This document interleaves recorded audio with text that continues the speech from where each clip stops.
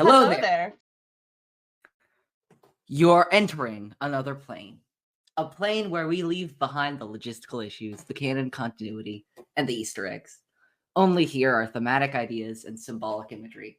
You're entering a theme between themes. What's in here? Only what you take with you. Welcome back to another episode of Star Wars in the Galaxy, watching all the Star Wars we can get our hands on. I'm Eli. Jacob is still away, so I get to play with some fun folks with a few different episodes. What we got lined up. A theme between themes is back. I'm so excited for this series. And I got some new people to help me look at Star Wars through different lenses. That's what we got here. Looking at Star Wars through different lenses. Usually we're doing all chronological, lumping them together. But we got some people who are like, okay, we're going to look at it through this theme or this character or this tone or whatever it is. However, the 2 to 4 episodes or whatever it is of Star Wars Connect, that's what we're here to do. And for the first one, I'm very excited for this one. We got a great guest with a great character study. I think she chose quite wisely with these 3 episodes. Quite a range for one of the most fleshed out characters in the new canon. But from Yap Sesh Podcast and Better Than a Stick, we have BDazzler, Brooke here. Welcome to the show. Thanks for having me. Thank you so much for coming. We got you gave me this idea, and it was very instantly I saw the vision in this idea. With Hera Syndulla, we got one of the best, I think, new canon characters that we've gotten from her days in Rebels, of course, and then going on to Bad Batch and Ahsoka and a certain video game that I'm not going to mention because I don't want to give a certain Michael McCoy too much power. But before we get into this, as you are a first-time guest, I do want to ask you just how you got into Star Wars just generally and how you got into all your stuff, whether it be podcasting or TikTok or whatever it is. I am a later Star Wars fan or newer Star Wars fan compared to a lot of people. It wasn't something that I grew up with. I remember I was really little when The Phantom Menace came out, so I remember watching bits and pieces of it, but like too young to really understand anything. And I liked Jars, which is the point of the character, but we don't have to talk about that. But no, I didn't really get into Star Wars until I went to see The Last Jedi. It was the first Star Wars movie I saw in theaters.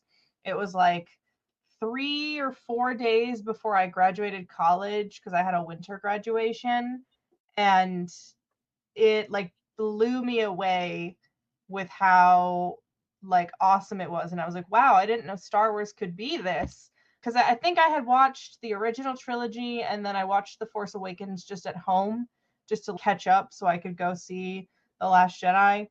But then I got so sweaty in the theater. Like, it was such an intense experience for me. It was probably the most intense theater experience I've ever had. So I was like, I got to go see what all the other Star Wars stuff is about. So I went back and I watched everything, and that was right before COVID hit. Over COVID, I watched like all the animated shows and have kept up with it ever since. Read lots of books, done all the things, and now here we are. And I started creating content probably around COVID times. I think it was around May 4th of 2020 because I had made a little ranking video, and that was the first video on TikTok that has got any traction for me. So I was like, okay, I guess I'll just post about Star Wars more because I like it, and I at the time was thinking about it all the time and different like little skits that I could do.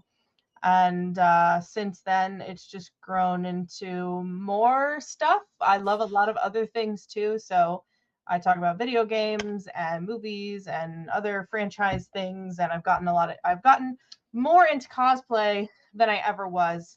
I had gone to cons and done some like closet cosplays before, but now we're venturing into making my own. So that is cool. And then a couple months ago, I started a podcast, not solely about Star Wars, but I started it with my friend Sawyer. We called it Yap Sesh because we both are yappers and we could keep talking forever about the stuff that we love. Yeah, it's been a good time. Yeah, I always find it interesting. So we've had quite a few people on the show who have have this story that I think you might have been referring to a little bit at the beginning of like, we grew up with it, or we like it on the older side. Like, in the 80s, I saw the movies or something like that. I only got into Star Wars probably a few years before you did, and it's such an interesting. I think there's something like interesting about people like us who got into the saga after, especially Ep 3, after Revenge of the Sith. Because from that point on, I know we talk about like there's technically like what's called the second Dark Times after Revenge of the Sith before Clone Wars, but that was 3 years long.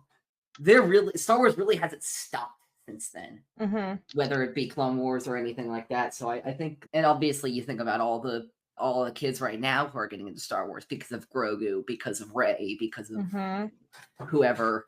And I'm so excited, especially now that we're getting to the younger generations with Leslie Headland making Star Wars. I'm so excited to see in 15 years what's Star Wars going to look like. Yeah, I was actually talking to my boyfriend about this today, and he falls in the camp of Star Wars fans because we were talking about the vitriol and the hatred and the side of the fandom that is just very negative, and how it's such a, despite what they would want you to think, it is such a small minority of people, because there are like the normies who are not chronically online, like a lot of us who see all of those things, and they're just like, I just enjoy Star Wars. And my boyfriend is like, he falls into the camp where he doesn't love everything, but he's not like, he watches it, we watch everything together, but he's like, after Revenge of the Sith, I never thought that we would get Star Wars again, so to get all of this is like such a treat, and I'm not going to complain. Yeah, I feel like that's, people should have that. That's an absolutely healthy attitude to have. I absolutely believe that.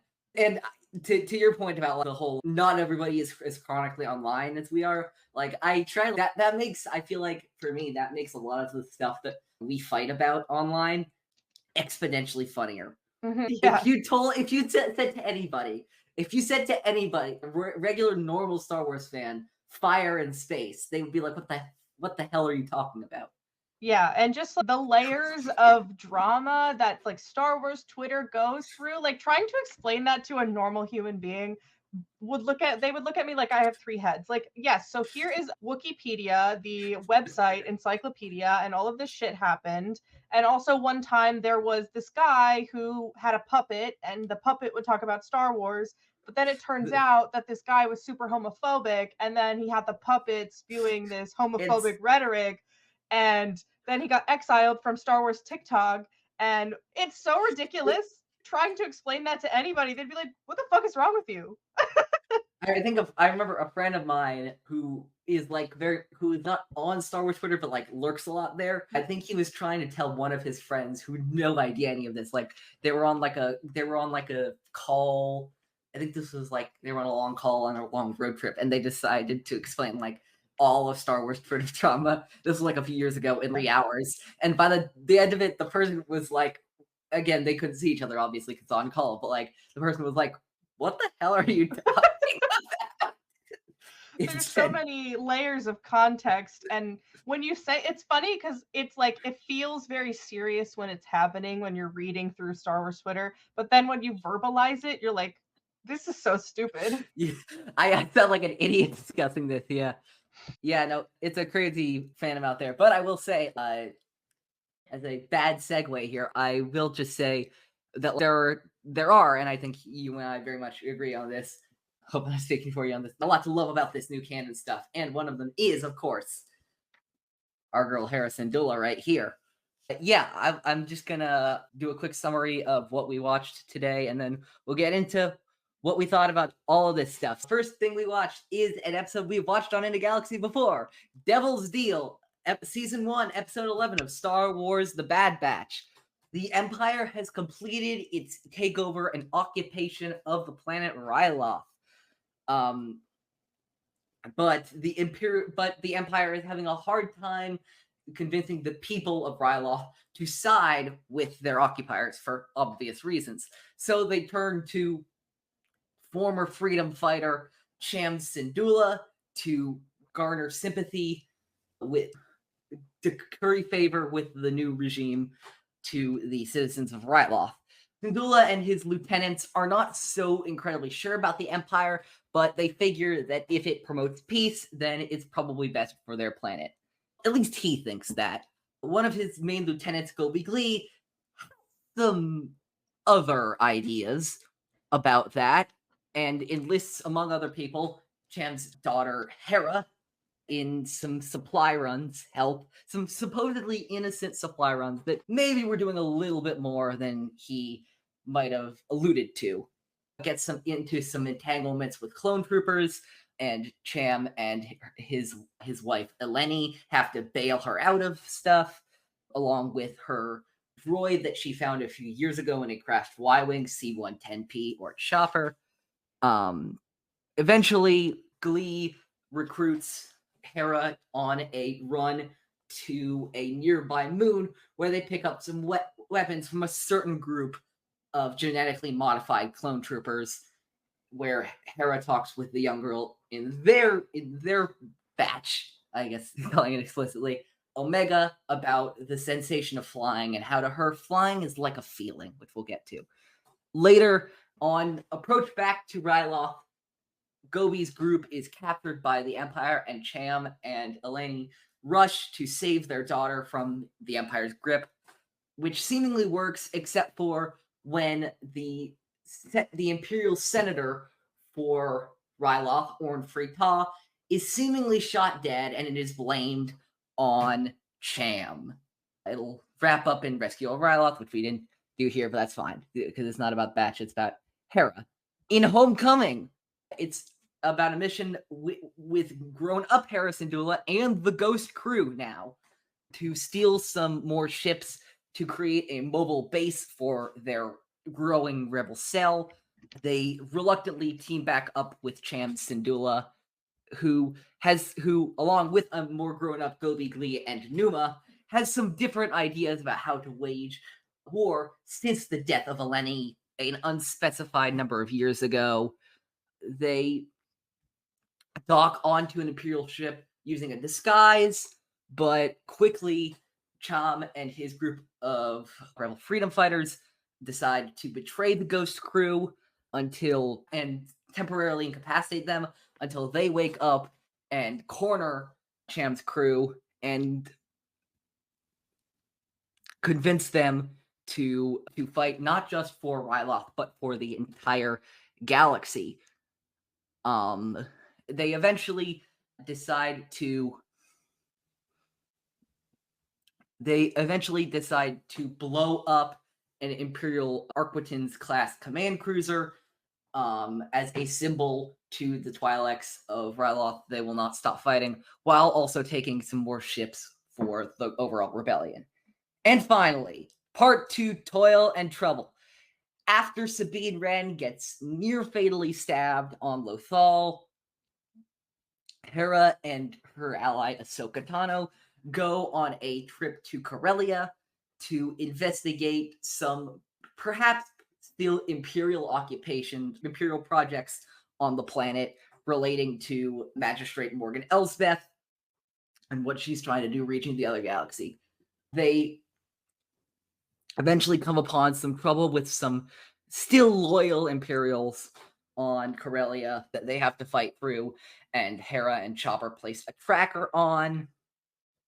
Ahsoka fights her way through certain Inquisitors and Dark Jedi, and then eventually Tano is joined by Sabine Wren, who is recovered from her wound, to go on a quest to go to that other galaxy and find the long-lost Ezra Bridger. So we got a lot. We got, I think, 3 great snapshots of Hera's life. Child, young adult, and older adult. Yeah, let's get to Devil's Deal first. Yeah, I think this is one of the things we get here, first of all, is because obviously how you're raised and what your childhood is going to have a huge effect on the person you're going to become. And I think that's what we see for Hera in this first episode. Yeah, it's the youngest that we see Hera, but it's not the first time that we've seen her. So it's interesting to have her rebels characterization inform what we see in the Bad Batch. She is a lot more innocent and she has a lot of aspirations. We see that she was supposed to be spying on this refinery that was tasked to her, but instead she was looking at the clouds, like waiting to imagining herself piloting a ship and leaving Ryloth and going and doing big things. And I really noticed through this episode that the people around her kind of stealing away that innocence by involving her in these things against the Empire a little bit. And then the Empire itself, they're just the occupation in general kind of taking away that innocence of a child. Yeah, I think I didn't realize, but absolutely the looking at the clouds thing was absolutely, now I'm thinking about it, was totally a Binary Suns moment, and Hera wanting for something more, which is a quintessential part of any young Star Wars character's journey. I just remember, speaking of the fact this is not the first time we saw Hera, like chronologically speaking, in a real world. I remember when I watched this episode for the first time and I saw that chopper stalk point up. I'm like, oh, that's cool. We'll get a little chopper cameo in this episode. That'll be fun. And then we see the whole chopper, and then we see young Hera, and then I realized, oh my god, this is going to be a young Hera Syndulla episode. That moment was like just the idea that we could go back this far and have, because the Bad Batch was still developing as a show very much. We got some familiar characters, your Fennec Shans, your Cad Banes, your Nal Says, whoever. But to have such a vital character to Rebels have a major role in Bad Batch, I think was a really interesting choice early on.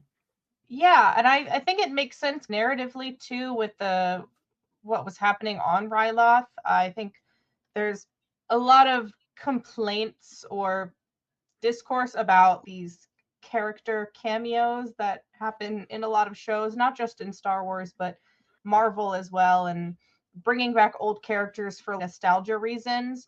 But I think one thing that Star Wars animation has done really well, especially with the Bad Batch and season 7 of the Clone Wars and the like Tales of the Jedi, Tales of the Empire, is telling stories with these legacy characters or older characters that we've seen before and have it not feel like it's forced, like it's just in there for fan service. And so when I saw Hera pop up, I was super excited because I know how important or how much they've already shown about Ryloth, not just in Rebels, but in books and other parts of canon. And to me, it just made sense that they would be, and we also saw Cham in the Clone Wars, I believe. Yep. And it makes a lot of sense that they would be revisiting that idea and that character and that planet. Yeah, it's just really fun. I remember everybody, I feel like there were a few theories people were throwing out after Bad Batch season 1 of, okay, so how are they going to run it? How are the Batch going to run into Sabine and Zeb and Ezra? Because you got to think, they've run into, they of course ran into Kanan at the very beginning, and then now Hera with this. And I remember some people being like, okay, how are they going to put the Lasat in this? How are they going to put Mira and Ephraim in this? Yeah, but I absolutely agree with you that this feels like a very natural place to have Hera in. And I think that Ryloth, because of the revolutionary spirit of the people there, I think it's very appealing for people in animation. That's of course why they did it in Clone Wars and Rebels and Bad Batch. And so I totally see why they want to do that again now. Yeah, and it helped give more nuance to Omega as a character, because this is Omega at this point in Bad Batch. I don't think she ever really had any interactions with other children before. So her finding someone of her level of maturity and intellect and just having another kid around displayed like how young she really is. And they paralleled Omega and Hera a lot, I think, in this episode, with being thrust out of the life that they knew before, whether it be because of leaving the planet that you've been on forever, or the Empire coming in and occupying the planet that you live on after Hera lived through the Clone Wars. So she's not a stranger to that kind of thing, but didn't have the same level of occupation that the Empire was now bringing in. Yeah, there's that line later on that Sham says to Hera, which he says, "Their lives, much like yours," he's referring to the people of Ryloth, "have been surrounded by war for far too long." And it got me thinking, because unfortunately, Hera's life is surrounded by war more often than not. And considering what's been revealed at the end of Ahsoka and the general direction of what the Mandalorian, the Book of Boba Fett, Ahsoka, Skeleton Crew is going to, I now think it's going to be even more of her life surrounded by war. I think she got a few good years in there to raise her son. I think that's it, though. Yeah. Because as we see in this episode, they're already gearing up. And this is how many weeks after the Empire takes over? Not many. No, just a few, yeah. Yeah, she's experienced a lot in her life. Yes, she certainly has been gone through a lot in her life, and what I like about her character so much is that it doesn't, all of the hardship that she's gone through, it doesn't break her. She still has the capacity to let people in and love others, and I think we saw that in Rebels a lot. It was no questions. Ezra is my son now. Like, yeah, there was no, just her like selflessness in a lot of situations. And there were a couple other episodes that I watched just because I had the time. And the Hera's Heroes, I think it's what it's called. The first episode that Thrawn is introduced. I was legitimately, there was one thing I was wondering about why you didn't put it in with that episode. Just because, like, I love Hera in that episode, don't get me wrong, but that episode is the first one really to be like, okay, here's why Thrawn is the shit. Yes, I think that episode shows us so much about who Thrawn is just in one episode, and so I feel like the Homecoming is a better kind of display of Hera's character. But I did want to say, in that episode, she goes to her old palace or whatever to try to take her family's Kalikori. And after they are caught, she immediately is like apologizing to Ezra. "I'm so sorry. I shouldn't have done this. I shouldn't have made this personal."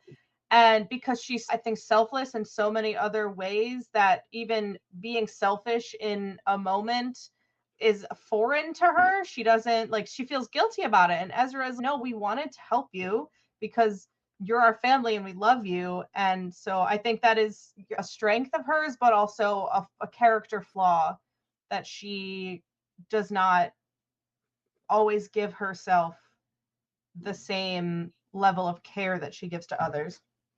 Yeah, I think there's an interesting, even extending to Ahsoka, especially a lot of the Ahsoka we didn't actually get to watch. I love the Hera, especially with the trial at the beginning of 7, where clearly she's done some things that technically under the rules she's not supposed to, but clearly they had the heart.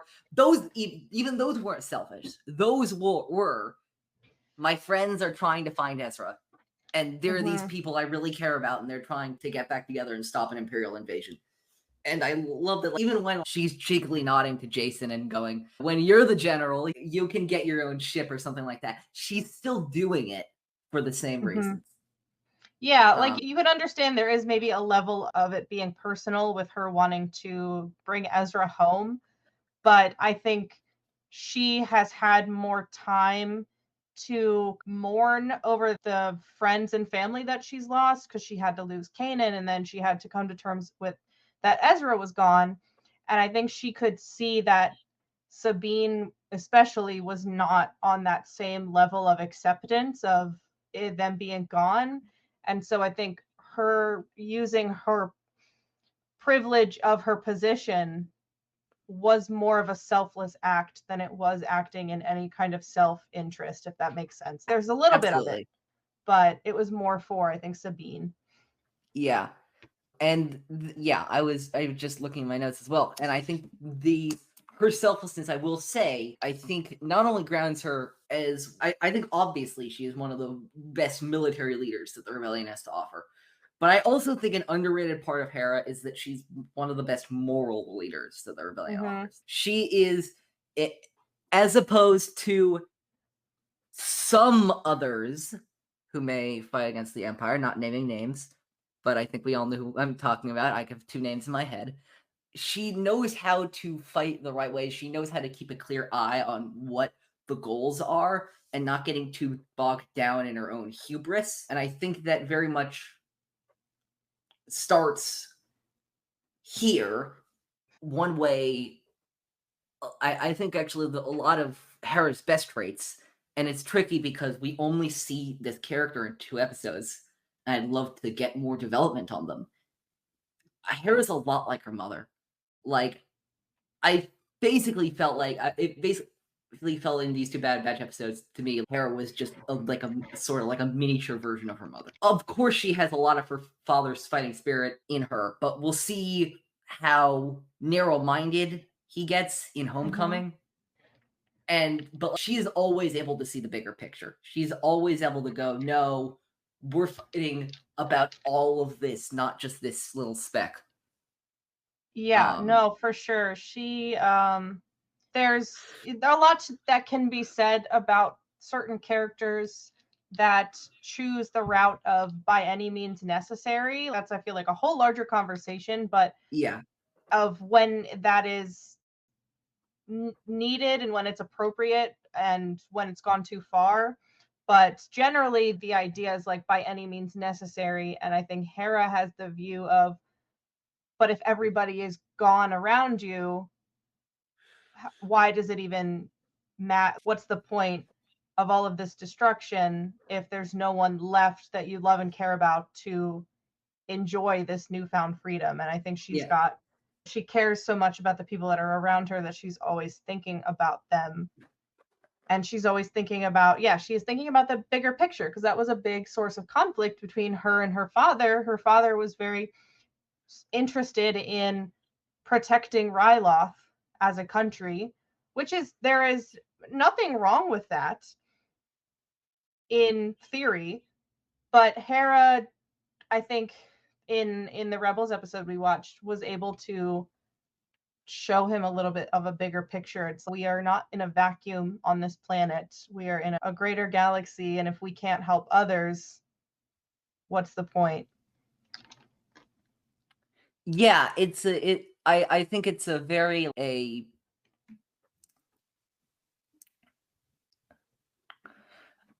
I also think it's interesting, just jumping a little bit to Homecoming, but obviously we'll get to it in just a little bit. But like the whole, like, I've been thinking a lot because we have in Homecoming that, and a little bit in here, the father-child dynamic again. Star Wars always comes back to parent-child, parent-child, parent-child.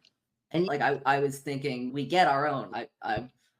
We've watched these when Acolyte is still very fresh, at least on my mind. And Leslie Edlin always talking about with the last 2 episodes, portraying what she sees, and I absolutely agree with her, as one of the foundational tenets of Star Wars, the betrayal of the father.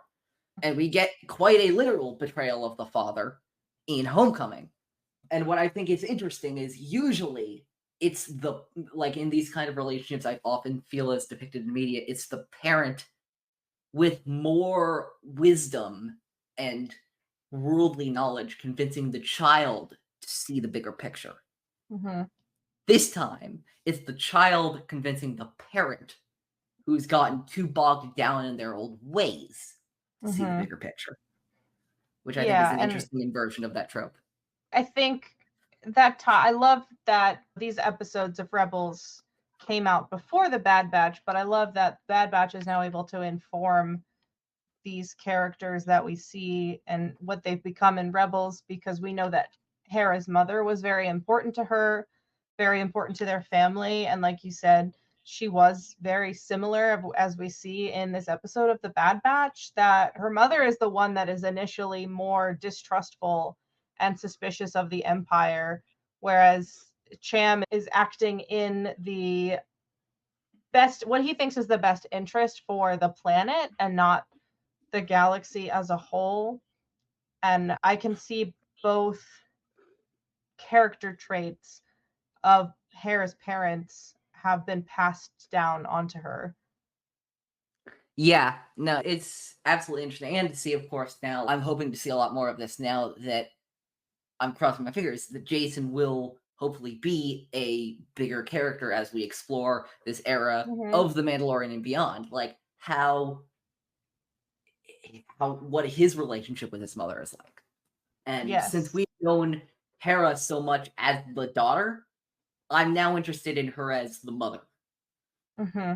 Because very much with the generational passing of the torches stuff, like it is more like the stuff in The Mandalorian is more. I'm not saying it's not about Hera, but it is now the young people are Jason's age. Like it's now, it's now, and of course, I was just thinking about it, and of course, the next story we're getting within the Mandalorian saga is about the kids.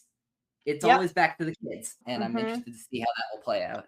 I know. I'm super interested with how Skeleton Crew is going to connect to all of this. And I just had that thought while you were saying that Jason is a child. I could totally see some sort of crossover with the Skeleton Crew kids, like meeting similarly in the way that we see Omega meeting Hera in the Bad Batch, Skeleton Crew coming across Hera and her son. Yeah, I don't think it's out of the question at all. I actually want to point out a quote that I mentioned in my summary, and it's always stood to me, mostly in previous stuff, if we're analyzing this in the lens of the Bad Batch, about what it means to Omega. But I think it's now interesting because this is about Hera to analyze what it means in terms of her, which is what she says to Hera, which is what she says to Omega. Flying it's about a feeling, and one of the things I think is really interesting, and we've gotten some, I'm not saying for this specific character, but I think this has been said in some Star Wars creatives interviews and stuff like that. But I believe that Hera Syndulla is Force sensitive? No, I don't. But, and do I believe she's a great pilot? Absolutely I do. But are there moments where I think she's tapping into the Force while she's flying? Yeah, I do. I think that with all great pilots, Force sensitive with a capital F or not. All those lucky situations Han manages to get out of, are those really lucky situations, or is he just trusting his instincts and, coming in at the right moment? And again, this is not to diminish either character's very prodigious skill when it comes to piloting, but I also think part of their skill is that listening to their instincts, feel, don't think, a lot of the stuff, obviously, Obi-Wan says to Luke. Yeah, that's a big thing, even from the Phantom Menace when they introduced everyone's favorite idea of midichlorians, but it's this idea that the Force is within everyone.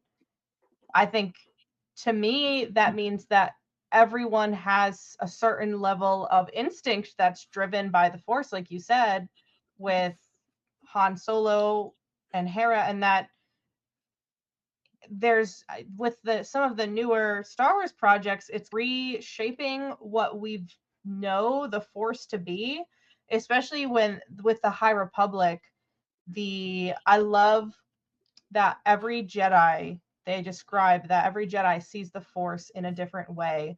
So there's that, and then they've introduced all of these other little subsets or other little religions that have their own view of the Force. There's the Guardian of the Wills, and there's the open path of the open hand. Now we've got the witches, the Acolyte, the Yeah. Night Sisters. That's still some sort of Force magic. It's different than how probably to some small degree. So there's all these other little pockets of people that follow the Force in different ways. So I don't think it is out of the question to believe that the Force plays into some of these moments, like you said, with the pilot and all of that. Yeah, I just think it's really. I think I actually came upon this argument. This was, I think, way before Ahsoka. I think it was. I was watching some YouTube video about it, and it was about like Han Solo using the Force. I think it might have been a Star Wars Explained video, actually. Now I'm thinking about it. But of like, can Han use the Force? And it's like, no, but was he trusting in the Force? Was he using his instincts and trusting in the Force on the Kessel Run, for example, when he made it in less than 12 parsecs? Probably. Yeah. At least to a bit, at least to an extent. Yeah. Anything else you got for Devil's Deal? We've already gotten a little bit into Homecoming anyway, but I don't think so. yeah. I just so love cute little baby Hera. Yeah, I know. Baby Hera is fun. And shout out for both these episodes, of course, to the person who made Hera everything we know and love, Vanessa Marshall, who's just absolutely outstanding in these roles. And yeah, now we get her as a grown-up in Homecoming. And that's actually that's one of the first things that I love in this episode. At no point we see it with episodes like, I'm trying to think, Spark of Rebellion and Legend of the Lasat with Zeb, or the Sabine stuff in season 3. We get some really sensitive stuff with those characters, or Ezra, or even Kanan. And there are often points where they don't act that nice to the other people in the crew for understandable reasons, but for 0 seconds does Kanan or Zeb or anybody have to be like, oh, hey, Hera has a bit of a thing with her father, so don't get on our nerves about it. No, Hera is all business. Hera is, even when dealing with something that clearly means a lot to her and a lot to her past, she's still focused and determined to deal with it. Which I think, she has so much empathy, I think, for everyone, and I think it leads her, I guess, professionalism in her missions is driven by that empathy, because she's taking herself out of it. And because we don't see, I think this episode is one of the first times that we see Hera dealing with any kind of like interpersonal conflict with another character, like at least on a deep level like this. Yeah, it's definitely, it's there's that one line before the opening in the teaser at the beginning when they reunite, and Hera just says, "Father, we need to talk." And the first 5 words she said to her father probably in years. And I wrote down, like, there are so many emotions in those 5 words alone. Like, it's an I love you, it's an I hate you, it's a I wish things were back to the way they were before, it's I'm scared, it's I'm mad at you, it's all of this stuff that is conveyed within these 5 words. And I think it's of course, that little squabble they have in the Ghost before they got on the mission, I think, is where a lot of them meet. For this episode is with Hera, but yeah. Yeah, I think in this, with all, like, she says that it's been years since she's seen him, and we don't have all of the context because we didn't get to see that point in time in their lives. But I think it's inferred, if not said, that Yap Syndulla was too blinded by his own mission of trying to save his planet and get the Empire. He was more focused on the planet than he was as like defeating the Empire as a whole, that he forgot about the people in his life that are important to him. And I feel like that caused a big strain. And I think that informs us a lot about Hera, is like, she's someone who's, no, I'm not going to let that happen to me. I'm going to do my job. I'm going to carry out these missions. I'm not going to let it affect me personally, but I sure as heck don't want any of my friends or family to be hurt. Yeah, I think that's the interesting thing about Hera, and especially with her position, because Tram is, of course, her father, but she's obviously the only person one of the only people who sees him in that familial lens. Mm-hmm. To everybody else, he's Cham Syndulla, the war hero. Mm-hmm. And it can only take, really, I think, Eleni in the early days and now Hera in the later days to make him remember that he is that the person still very much exists and matters. Mm-hmm. And like that was very much something I saw in Homecoming, which is like, oh, the people on Ryloth still may think you're hot shit and all that kind of stuff like that. But have you mentioned the estranged daughter that you have? Have you mentioned like you are not like I know some people treat you like the folklore hero, but you're not that. You're still just a person.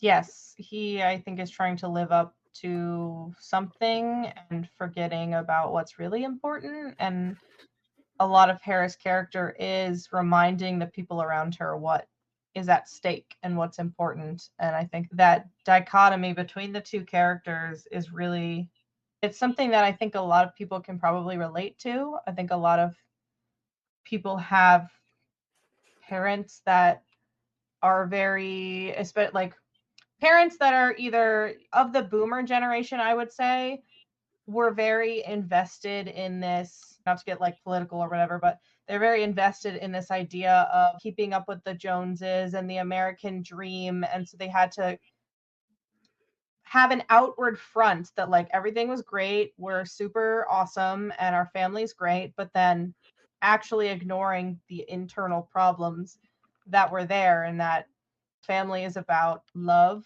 and caring for each other and making sure people are happy and healthy. And it doesn't matter what the outside world, it shouldn't matter what the outside world thinks as much. Yeah, no, absolutely. I think you're absolutely right with that. And even though it's ironic because of course Cham is very the revolutionary spirit, even he has to keep up those appearances Right. of everything being good with his family, even when it very much wasn't. And yeah, the other dynamic of this episode that I really appreciate is like Kanan fanboying over Cham. Because in that moment we see that Kanan, in a lot of ways, at least in the context of this episode, I'm not saying Kanan is a whole character. I think he's an extremely nuanced and complex character. But I think in this episode, the context of this episode, Kanan is smart, but Hera is wise. Kanan is an accomplished Jedi Knight, the most powerful of the Ghost crew, one of the most skilled fighters, however you want to call him. But Hera, Kanan knows, Hera understands. And I think of course, there's room for both, but I think that this episode really establishes that. Yeah, and I think there's something to be said about Kanan as a character has always viewed Hera in such a high regard and as someone who is perfectly capable on her own. Even from, I don't know if you've read A New Dawn, but even from their initial meetings, he is very intrigued and fascinated by her, but he's always had a lot of respect for her. And I think, not to say that because he's not, obviously he's a romantic figure for Hera eventually, not any type of father figure, but I think he fills that kind of familial void that Hera was lacking because of her troubles with her dad and her loss of her mother. I think he's one of the first people that has given her that familial feeling, and then they've just collected the rest of the Ghost crew along the way. Yeah, I absolutely agree with you that, yeah, obviously Kanan and Hera is the core of that crew. Not only if as we're seeing like the nuclear family type of thing, but like serious, of course, with A New Dawn, which I haven't read, but I know generally is Kanan meeting Hera and all that, and their first adventures together. It forms around Kanan and Hera, and then Zeb comes in, and then Sabine comes in, and then Chopper. Chopper was always there. Chopper's the dog. Or the cat. Sorry. Oops. I forgot. He's the cat. Sorry, Dave. But yeah, no, it's a great of Devil's Deal to see Hera and Cham relitigating that part of her life. Where, for example, I have a line from Cham here.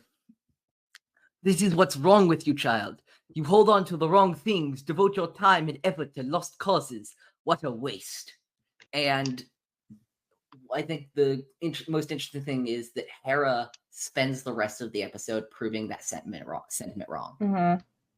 And that she goes out of her way to show her father that it's about something bigger now. And that she is ready. That's the other thing. That she is ready to pick up a lot of where her father's left off. I'm now thinking of the whole, like, the Last Jedi. We are who they grow beyond. That is the true burden of all masters. Where Hera is, like, continuing her father's work in bigger and sometimes better ways. Yes. And I love in this episode, we see that she slips back into her natural accent when fighting with her dad. And I think that's something that's very relatable to a lot of people if you've lived away for a long time from somewhere, and you go back and it feels very familiar, even though a lot of time has passed. There's still that familiar feeling of being at home, for better or worse. Yeah, what was I gonna say? The accent shift. I remember I was just reading a bit about this. I remember this story. I just forgotten a little bit. But I'm just on the Wikipedia page for Homecoming right now. Yeah. And I'm just reading from here. Dave Filoni later emailed Vanessa Marshall asking if she ever thought Hera would use a Twi'lek accent if she ever returned to her homeworld. Marshall replied, only if she was angry. She later likened it to someone from Tennessee or Texas or something like that, where they get into an argument with their father, and all of a sudden they're a Southern belle. It demonstrates a kind of vulnerability that goes straight to the core of what she is. Even in that moment, she can't undo that accent. But I think that's how much she loves him and yearns to connect with him, that she even lets that guard down to speak in their shared accent, which I think is quite beautiful. And I think is such it feels like in a similar way, actually, with the Acolyte, where in Ep 2, I believe that is, or 1, 2, 1, when Osha has the vision, suddenly it's like her and May are kids again. And we suddenly revert to Cham 15 years ago and Hera 15 years ago when she was back to a kid. And I can just imagine Cham like feeling like he has to pat her on the head and be like, I see you're having fun with your little rebel group over here. Oh, cool. You got a Jedi. Very cool. Good for you. Okay, let's let the adults talk.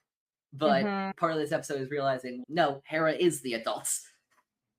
Yeah, it's a lot. I think it's a lot of Hera's character follows that theme of breaking that generational trauma and growing beyond, because you don't have a choice in where you come from or what family you're born into or how you're raised, but you do have a choice on how you choose to live your life beyond that. And it makes sense for someone like Cham Syndulla to be selfish in the context of being, I don't want to say nationalistic, but he cares more about the planet and the Twi'leks as a whole than he does as the galaxy, which is fair because Twi'leks have historically in Star Wars been treated poorly, been sold into slavery, and I'm sure and someone needs to.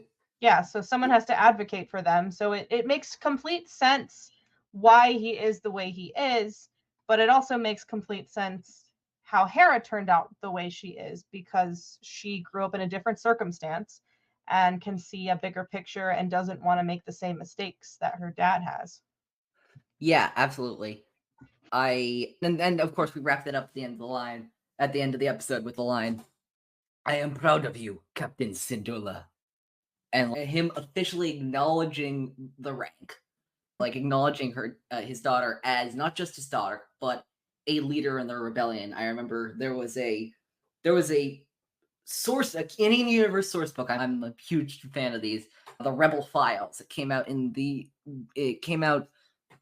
I remember it came out before Rebels ended. And the only reason I remember that is because it spoiled a little bit of Rebels before it ended. Oh no. Only because we basically, it actually didn't really. I just realized because Rogue One kind of did it first, but it confirmed what we had all thought we had heard in Rogue One, that Hera was gonna survive this series and she was gonna become a big deal in the rebellion. There was like an annotation by Leia, and they were like talking about the Ghost Crew and generals and Captain Syndulla, and she was like, "Wait, is that the Hera Syndulla that I know? If only she knew where she'd end up." But the idea, even of course with Rogue One, where we hear General Syndulla, can you come to base? That this is her destiny. This is not just like a, hey, I'm leading a small rebel cell. No, this is, I am one of the main people in the rebellion and later the New Republic. That I am getting to that height that even her father couldn't. Yeah, I didn't even think about that. Rogue One came out before Rebels ended, so that would have let everybody know that she's alive and well. Yeah, no, and Chopper as well, because we saw him walking along, scrolling along in the Rebel base, which, yeah.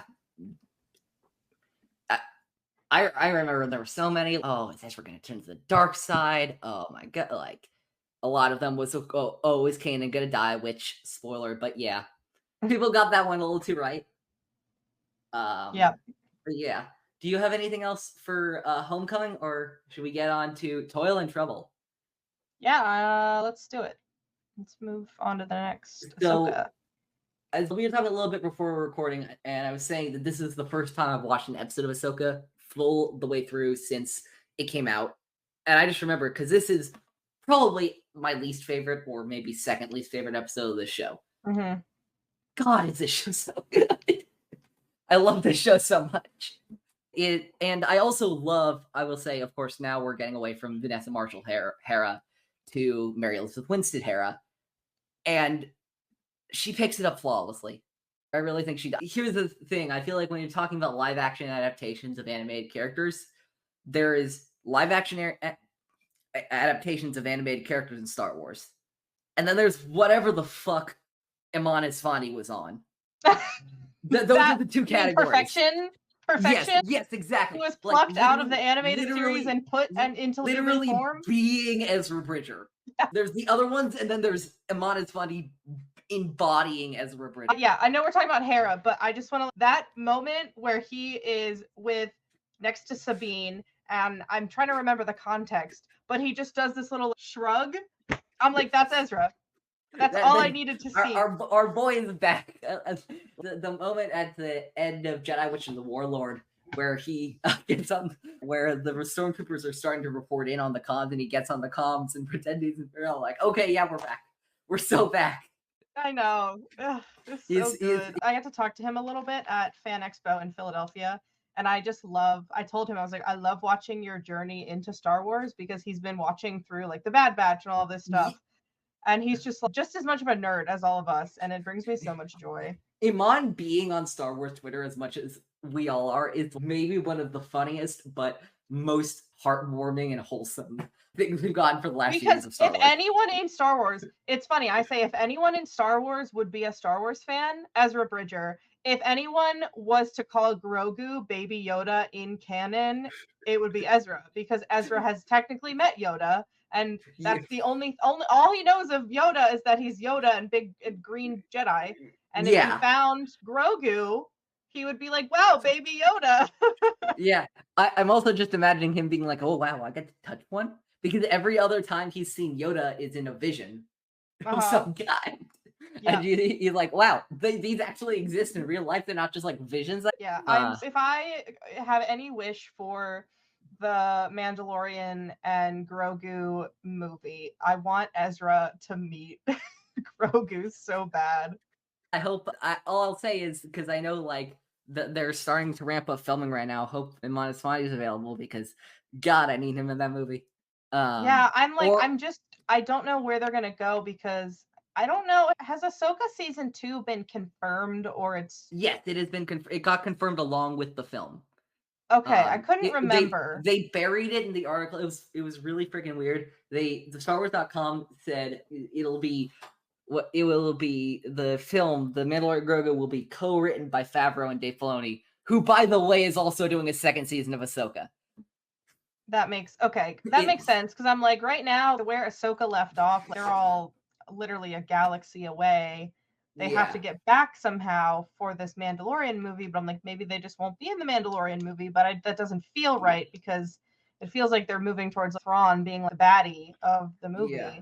No, I think the Mandalorian movie probably won't have them in it, but I think probably Ahsoka will get them back to the main, will complete their journey, and then by the culminating film that Dave's doing, everybody will be in their places for new heir to the Empire, which, God, is a fever dream thing to say out loud. But yeah, no, Mary Elizabeth Winstead, love her as Hera, and I just love how the New Republic general outfit looks on Hera. It just like, it's not just, oh, she's running a ragtag group of, no, she is a New Republic general. You got to put some respect on her name.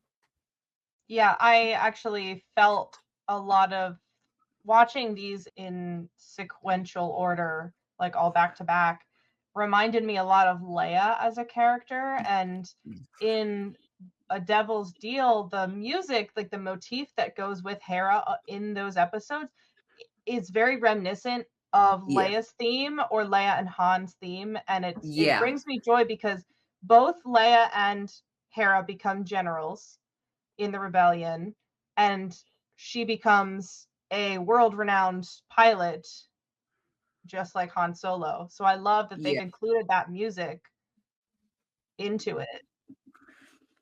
Yeah, I think we hear the Hera flourishes. That Hera flourish that I think in all three of these episodes, which that's another thing. Just getting to hear this is good. This is turning into just us waxing poetic about Ahsoka, which I honestly do not mind at all. Hearing the Kyner's incredible themes in live action was just something else. Like the end of 6, I will never forget. Sabine turns around, Ezra's behind him Ezra's behind her on Peridia. They hug, and then while they hug, we hear dun dun dun dun dun. I'm like, oh my God, we're hearing this in live action now. And how long has it been since we've seen him? And oh my God, what he must have been through. And oh no, this little boy just wants to go home. Yeah, I'm so happy that they brought the Kyner family in to score the Ahsoka series. I love that when they bring in a lot of like animation or video game adaptations to live action, they bring in the same composer that did the original music, and it makes a world of difference, because the music in Ahsoka was very familiar, and it because we've known it from Clone Wars and Rebels, and we've gotten to hear a lot of those motifs again. So it was like, for the fans that have watched the animated shows, it felt very familiar, despite having new actors playing these characters in live action, and them having grown up a lot, and a lot has changed since we saw them last in Rebels or Clone Wars or whatever. Yeah, I saw where in my notes I said, oh yeah, hearing Hera's theme across 3 separate TV shows. Yeah, and I will absolutely co-sign. We need to keep Kevin, Deanna, and Sean around Star Wars as long as humanly possible. Absolutely. And one of the things I love specifically about Hera this episode, especially, is her conversations with Sabine. Mm-hmm. Because you can tell so much has gone down in the galaxy. They've lost Kanan, they've lost Ezra. The war started like more officially right at the end of Rebels. Then Sabine lost all her family in the Great Purge. Then everything went down. The rebellion went through its ups and downs, and they finally won. And all of that stuff is starting to happen. And maybe Sabine's hearing about some other Mandalorians retaking Mandalore, but she maybe doesn't have the heart to do it right now because of other stuff. But regardless of everything that's gone down, I do feel like, for one moment, even though Hera is not physically in the room with her recovering on Lothal, it feels like they're just back in the Ghost days all over again. And that's just Hera's energy and ability to make people feel valued, I think, like Sabine in this episode, where, like, I totally believe that she's, yeah, Ahsoka, you gotta get out of here a second. We're gonna have some mother-daughter time right now. And I think that's so genuine, and I think it fits so well with those two characters. Yes, and it shows us who Hera is, and that despite a lot of time has passed, she is still fundamentally the same person, and it shows a big difference. The difference between her and Ahsoka is that they've both experienced so much tragedy and so much loss in their life, and where it has made Ahsoka less trusting and more suspicious of people, that it has not phased Hera, I think, in the same way. Yeah, and I think that because the rebellion is a community effort first and foremost, whereas Ahsoka's life as this, obviously, as we hear Thrawn call her, the wandering Ronin at the end of 8, of just like going around in the galaxy and doing, I guess, whatever really needs to be done. Even when Sabine asks her, I feel like in 1, what have you been doing? And she's like, yeah, I don't really know. I don't really know what I've been doing. I've been doing whatever. Yeah, that's the difference between them too, is that Hera has always surrounded herself with a group of people that support each other, and Ahsoka, I think, as a character, has felt very alone for much of her life from a very young age, because what happened to her that caused her to leave the Jedi Order, she was 15 or 16 years old. Yeah, So and was so isolating to her. Yeah.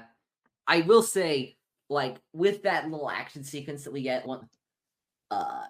once that cargo ship leaves Corellia and is entering like the atmosphere and stuff like that, while seeing Hera and Chopper back at it together, it's been a quarter century and they're still doing it. their Like, keep your lid on, Chop. their Like, banter is so funny, and I think over time they've made Chopper more human, because you could 100% make out exactly what Chopper was saying, like yelling back to Hera when she was talking to him, and I think that's so funny. Absolutely. That was actually, I remember they released that clip, I believe, a little bit before. Yeah. Like, when they're specifically, and people were pointing out that Chopper was like, Mom, don't touch my stuff. And now that you hear it, you can't unhear it. And it gets even better because it's for this woman who's bringing her dog or cat on every mission, and for her, and yeah, like whether it's intentional or not, I think it shows like they've been together for so long that if we are hearing Chopper say these things and they sound like basic and not robot language, it's the audience is hearing that, but if we're hearing that from Hera's point of view, she just has been with Chopper for so long. They have each other's backs at all times. She's known him for so long that she knows exactly what he's saying. Like we've seen in other Star Wars, Anakin always knew exactly what R2 was saying, or Luke knows what R2 is saying, or what Chewbacca is saying, even though they're not speaking the same language. And I don't know, I loved that moment. Yeah, the number of times Chewbacca just like roars something random and then on absolutely my something like, you said it, Chewie. Even though I'm not actually sure how much he's actually like, he actually knows what he's saying. But one of the things I think is really interesting as they're on the mission is, like, for example, as that line that Hera says to Ahsoka, I wonder if you would consider bringing Sabine back on as your apprentice. And it's clear that she knows that Ahsoka and Sabine together could be a powerful duo.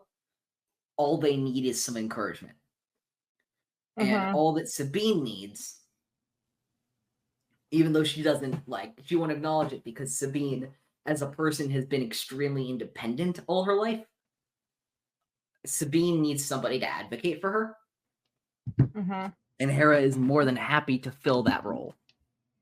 Yeah, I think we've seen Hera's always been very intuitive, and so she can act as that moderator between the two of them, because she knows how stubborn Sabine can be, and she knows how I don't want to say quick to judge, but how like distrustful in kind of every facet of life that Ahsoka has become. And understandably, I think, even to a point, Hera has always thought that Sabine, even when she was a teenager, was capable and trusted the whole Ghost crew with doing carrying out their missions as needed. And I think Ahsoka feels a little bit more protection, or I don't want to say protection, but she doesn't necessarily view Sabine as like an equal, if that makes sense, in the same way that Hera is, no, I know that this person is younger than me. She's like a little sister figure and she's very capable. Whereas Ahsoka is like, I'm going to teach you. But there's like there's a difference in how Ahsoka views Sabine, not as inferior. I don't know if that's not the right word. Just by the fact that if you look at all of, obviously Hera and Sabine have a storied history in Rebels. They've been through so much together. There's that episode early on, Out of Darkness, which is basically Sabine reaffirming that she trusts Hera and that she is looking to her as a North Star. And now let's look at all the interactions that Sabine and Ahsoka have in Rebels. It's nothing. Yeah. For that epilogue, it's nothing. They are motivated by a common goal, and that is great, but that is not the same as being friends or being like or being close to each other. So I think that Hera, as somebody who knows Ahsoka a little better than Sabine does, and of course as somebody who knows Sabine way better than Ahsoka does, I think has that unique vantage point of seeing, oh yeah, these two, I totally understand how these two are doing this, or are trying to do this, and I totally understand why they're failing. Yeah, for sure. I'm hoping season 2 of Ahsoka shows more of the humanity between Ahsoka and Sabine. I think they're going to be stuck for a little while, and I would love to see that character relationship grow beyond just, we need to go save Ezra. I was going to say, because I absolutely agree with you, and I think they're already going with that. I think the gutsy decision to have both Sabine and Ahsoka stay on Peridia, because their mission is complete. They did what they needed to do. Yeah. The whole thing we wanted them to do, they did it. Mission accomplished. Check. But now it's not just, this is a partnership of convenience. This is now there might be something real here. Yeah. And I think that'll be fascinating when we see Ahsoka season 2, which can't come soon enough. But yeah, I'll just add one more thought about the Toil and Trouble, which is that, of course, now the recontextualization of the infamous epilogue scene from Rebels, and knowing that specifically Hera was so instrumental in pushing those two together, like the idea that the only two characters a part of that are a part of that scene are Ahsoka and Sabine. And what's really funny to me is I'm just still imagining because obviously after we see the shot in live action, they go on the ship and Huyang's there, and I'm just imagining Huyang being like to Dave, because obviously Dave had no idea Huyang would be there in animation, being like, "Hey, why didn't you show me last time? Why didn't you show me last time? I was waiting on the ship the entire time. You could have told them I was there. I've been existing for 25,000 friggin' years. What does the droid have to do?" But Hera was such a key part of pushing those two together to supposedly to find Ezra, but also, of course, to form that closer bond with each other. I want to just to point out that I love that Hera has a picture of Kanan on the dash of her ship, and someone zoomed in and gave it like a high res thing so they could see it better, and it's actually Freddie Prinze Jr. photoshopped with Kanan's like facial hair, and it's amazing. And I'm like, this is so I remember great. seeing a blurry version on Twitter. I don't actually remember seeing the high def version. Yeah, unless someone faked it, but I'm willing to believe that was a fun little Easter egg, because so many people have wanted Freddie Prinze Jr. to play Kanan in live action. Yeah, I think it was that little nod to. Yeah, and specifically, I know that Freddie Prinze is like, no, I don't want to do it anymore. My time with Star Wars is done.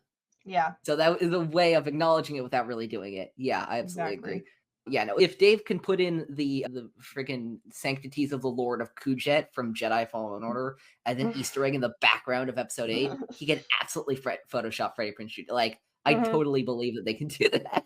Yeah. But yeah, anything else you want to say about these three episodes that we watched, or should we proceed to some of these questions that we ask first Yeah, timers? I think we're good. I love Hera. She's one of those characters that I forget to add into my rankings when I rank my top 10 favorite Star Wars characters, but she's everything that I love in a female character because she is headstrong and very capable, but she still has this capacity to love. And I think a lot of when female characters are written as strong female characters, it's very much, oh no, I don't need a man or a relationship or romance I'm stronger than that. I don't need those things. I'm independent. And Hera is very much a character that is all of those things, but is still capable of upholding love and relationships with other people. Yeah, absolutely. You're absolutely right. And yeah, she's one of the best, in my opinion, new canon characters. In a slew, like the Rebels cast is just all fantastic characters. But I think Hera is one of my favorites. Probably alongside Ezra now, but I think Ezra now is because of, I'm not saying I ever hated Ezra, but season 4 and especially the Ahsoka series did a lot for me, for my love of that young kid from Lothal. Yeah. All right. We're going to get into the questions that we ask our first time guests on In a Galaxy. We got 10 of these that we ask. Some very challenging stuff in here. You should be very afraid.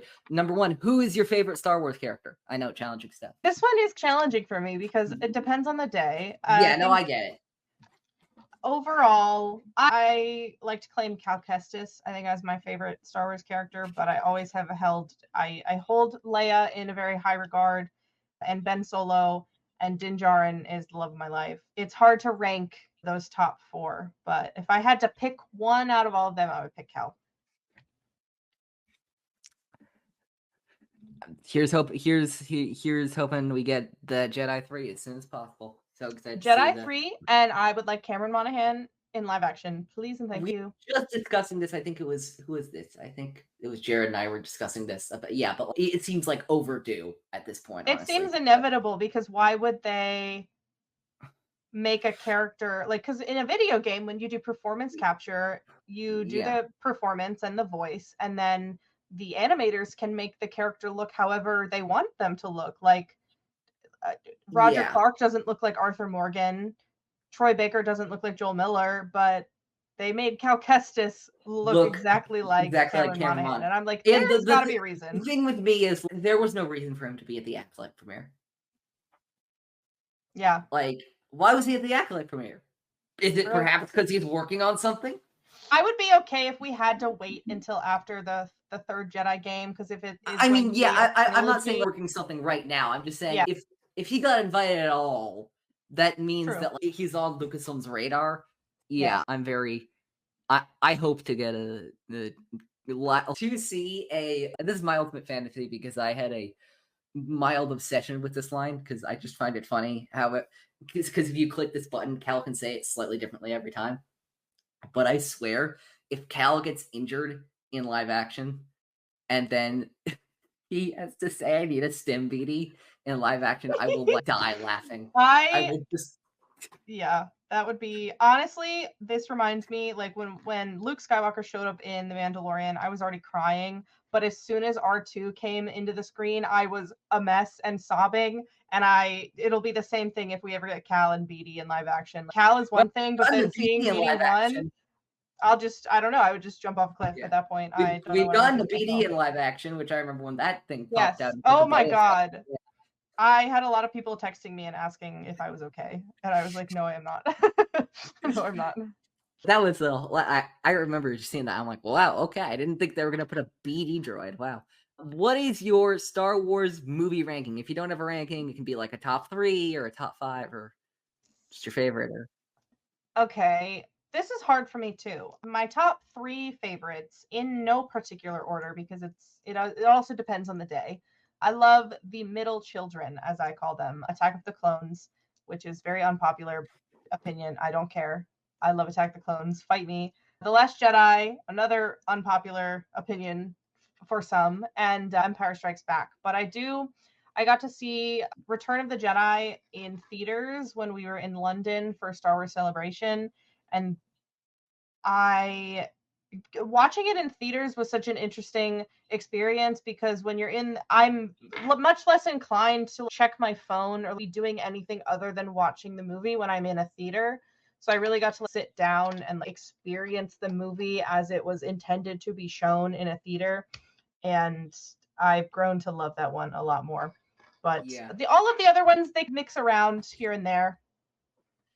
Yeah, no, I'm Jedi is my favorite, and it's always been like what a cinematic. I unfortunately was very busy with school stuff when it was in theaters. I'm like, oh damn it, I wish I'd gotten to see it, or TPM really when it was in theaters earlier.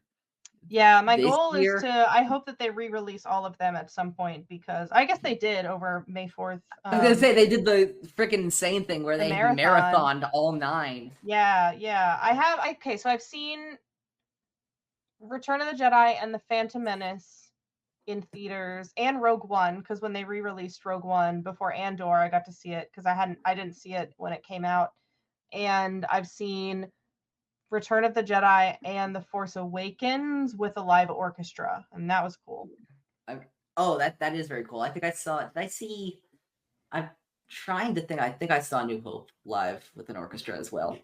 But yeah, it's always incredible to see them in theaters. I remember just frankly getting to see my first Star Wars in theater experience since The Rise of Skywalker with The Acolyte. Those first 2 episodes with this theatrical screening were just incredible to watch. I'm sure. Once the projector started working and they got past the Andara fight, because our projector broke down, unfortunately. Oh no! And they had to reset it so many times, and I watched the Indara May fight probably 3 or 4 times. Wow. Just on that night. I'm like, okay, we get it. She kills her. Very cool. Okay, what's the rest of this? Yeah, I'll never forget similar story. I'll never forget watching Rogue One in theaters. They had accidentally put the movie on with audio description. And I was like, usually if there's going to be audio description or some sort of accessibility like subtitles, they will tell you beforehand. But they didn't. So I was like, I don't think that there's a blind person in this theater that would need audio description. And then it shut off. And I was like, okay, whatever. But it was funny too, walking out of the theater. I was like sobbing because Rogue One is a very sad kind of ending. And I don't have a big following, and I had even a smaller following at the time. I was like sobbing coming out of the theater, and some girl comes up to me and she's like, "Excuse me, are you BDazzler?" And that was like, I think the first time I had ever been recognized outside of a celebration or a convention, or someone recognized me from my Etsy shop when I was in Disneyland, which was cool. But that was like the first time just like in my hometown being like, yeah, that's me. That's crazy. Yeah, that's crazy. What, in your opinion, is a non-movie piece of Star Wars media that you think people are missing out on? Oh, I suggest Rebels to like anyone. I'm like, if you like Star Wars, you're gonna like Rebels. I know it's animation. Even if animation's not your thing, give it a try because it's such a good story. That I would say were the Jedi games, but I know that the playing a game is a lot less accessible to a lot of people. So I never knock anyone for not playing them, but I do highly encourage people to watch playthroughs of them if they cannot play the game themselves. Yeah, absolutely. We just got through our last season of the Galaxy was Survivor, and even just watching it like with some of those incredible. Although I very much am tempted to play it now for a 4th time because God, I love that game so much. Beautiful story. All right, everybody has one. What is your favorite Star Wars background character? Ooh, my favorite Star Wars background character. That's such a good question. I don't know if he counts, but Jean's guy from The Mandalorian. Jayansky. The legendary Jayansky. I would say if we're going with like Glup Shido, Shriv from Battlefront 2, the campaign, I love him. He's like my little guy. He's fantastic. I was just thinking on what's an equivalent of the Jeans guy who like is actually because like they removed him after a certain while. I know. I guess like Wilro Hood is probably like the original background character. Or I was thinking that guy in Andor in the first episode who just randomly hops down. Oh yeah, I forgot about. I honestly have not rewatched Andor since it came out, but I just remember everybody was beating the crap out of that guy who just hopped down randomly. That it was just very funny. Especially because Andor was such a serious and grim show that they just had this guy go, okay, we're good. Hop down. Yep. Fantastic. What, in your opinion, is the coolest Star Wars species? Coolest species. Oh my god, what is it called? The dragon on Bogano that you can't actually get to. The big dragon lizard thing that's like off in the distance in Fallen Order. Oh yeah, I know. I remember what you're talking about. Yeah. I can't remember what they're called, but I love them. And if you go, there's a part on Bogano that if you go into, it's like a cave. But if you look up, there's like an opening. That dragon thing, his like head is like looking at you, like sticking out. Hey, what you doing? And I didn't realize it like my first couple playthroughs. But then the third time I was playing through it, I heard like, you can hear the creature breathing. And I was like, what the fuck is breathing around? And I finally like panned the camera around, and that dragon is like looking directly at you down from that hole. And I love him. And I always love dragons. So any dragon-like creatures. Okay, apparently it's called a Benog. I just looked it up. It's called a Benog. Yeah, no, that was like a very much. I'm like, wait, what did she say? Oh yeah, that. I'm like, I remember like when you first set foot on Bogano, there's like that weird like big thing in the distance, and you're just he's just so cute. He's got a cute little nose. Fantastic. If you were in the Star Wars universe, what would your job be? I want to say something cool like bounty hunter, but I feel like my real job, I would be a bartender at a cantina.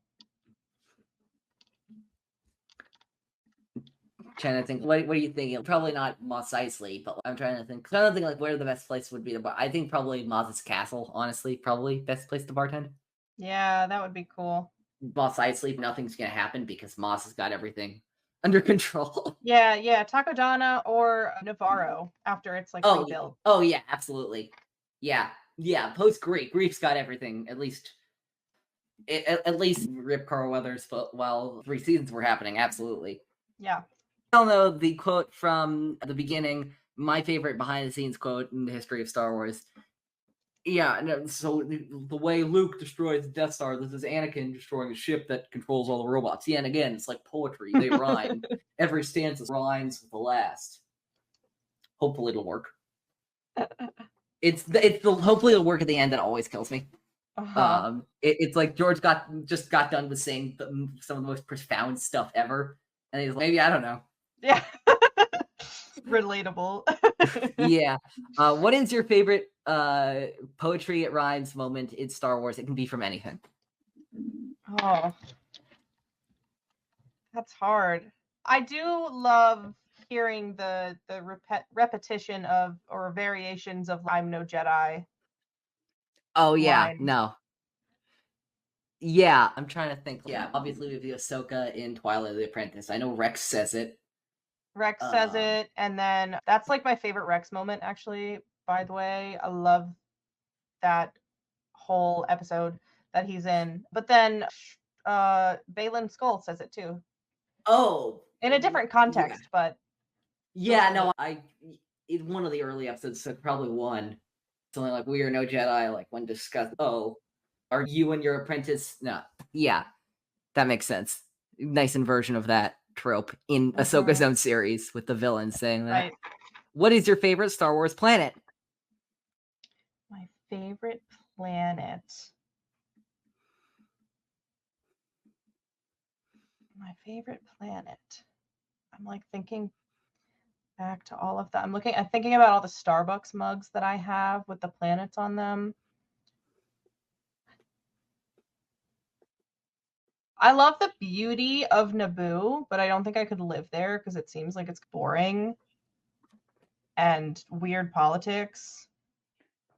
But I What, you I don't can trust tell a you 14-year-old girl to lead a planet? Padme, yes. Any Padme 14-year-old. else? Yes, No. anybody else? Anybody else? Absolutely not. Jury's out. I can tell you my least favorite planet, and that's Zepho, because I can't tell you how many times I get lost trying to get around Zepho, and there's no fast travel in Jedi Fallen Order. Yes, no, I remember those pains very distinctly. Thank God they added fast Octo, I travel for think. Kobo. Octo Yeah, is probably Octo. my favorite planet. Octo or with a I feel like you almost have to say these days like a 1A and 1B of Octo, and then I think Baldemnik, probably. I hope so. I think in an interview Leslie said that it was not Octo, but I'm Yeah, like, no, it's I not think Octo. Yeah, she said you're it wasn't lying. Octo. It could be part of the same system of planets. Yeah, no, if it's Baldemnik, I think that's some really interesting stuff. Obviously, because Plagueis is chilling on there. So I love that. That's another moment just off screen. I'd love to see. I'd love for us to explore that scene later. Chimera and Osha are leaving the planet. Plagueis is peeking at them, and then we pan a little bit to the right in the cave, and we see like a smoking Bith body. He just killed Tenebris or something like that. That would be because he killed them in Legends. Yeah. That'd be phenomenal. If you could take one item or force ability from Star Wars into the real world, what would it be? Ooh.